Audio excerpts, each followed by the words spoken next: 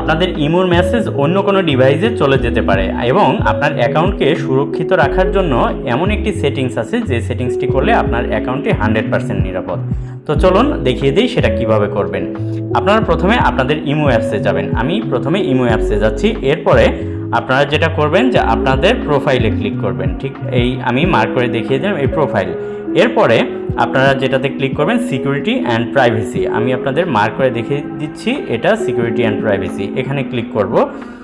এরপরে আপনারা যেটা করবেন এখানে দেখতে পাচ্ছেন ম্যানেজ ডিভাইস, আমি মার্ক করে দেখিয়ে দিচ্ছি এই যে ম্যানেজ ডিভাইস। তো ম্যানেজ ডিভাইসে আপনারা দেখতে পাচ্ছেন এখানে 1 আছে।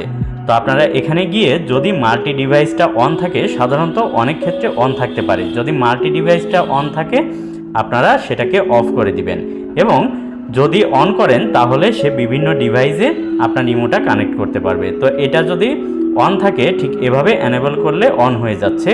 তো এরকম থাকতে পারে, আপনারা সরাসরি ডিসেবল করে দিবেন, ব্যাস হয়ে গেল, আপনাদের ডিভাইস 100% নিরাপদ এবং আপনাদের ইমো অ্যাকাউন্ট 100% নিরাপদ। ধন্যবাদ সবাইকে।